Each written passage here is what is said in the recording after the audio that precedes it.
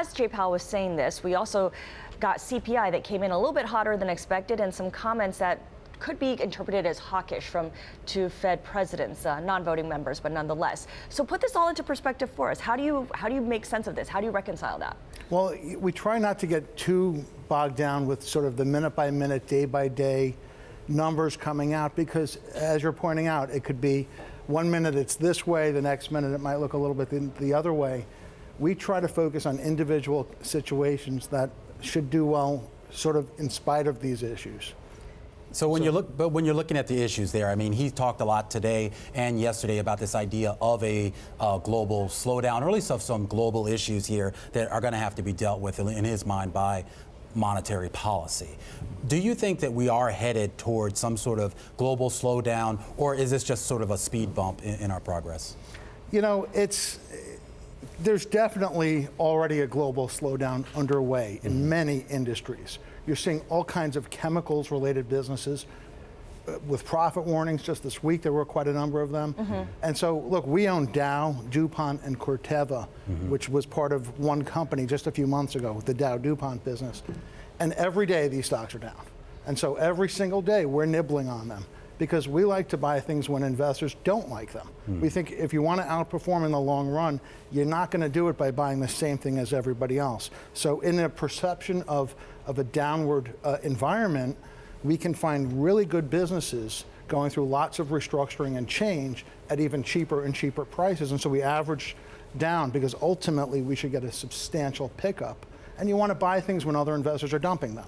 Understood. Which is what they're doing. Right. You have a contrarian approach. I guess to tie your approach to the conversation we were having, how exactly will lower interest rates, whether it's 25 basis points, whether it's more, help boost economic activity, help boost those chemical companies you're talking about?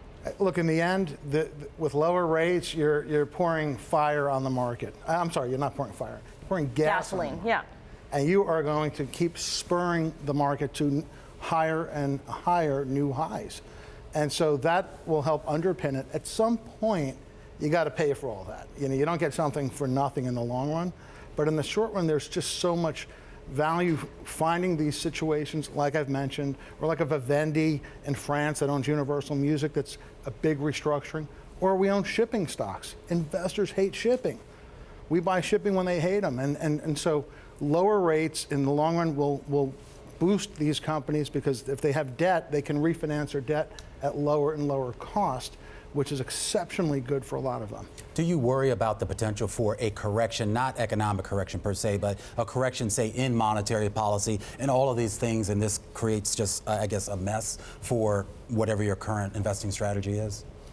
You know, look, maybe we're crazy, but we buy crisis. Yeah. We're in good times, we're not as happy, believe it or not, than in tough times or in stressful times. So right now, where people perceive good times, but they're very kind of nervous about what's happening, the bargains are there, but we actually think when investors kind of go over the other side and get really fearful, like they were in December was such a great buying opportunity for us. We couldn't buy things fast enough. Not everything in sight, but the ones that fit the model for what we look for, which are good businesses that are restructuring, going through change, spinning off non-core assets. And that's why we actually have over 65% of our global fund in Europe.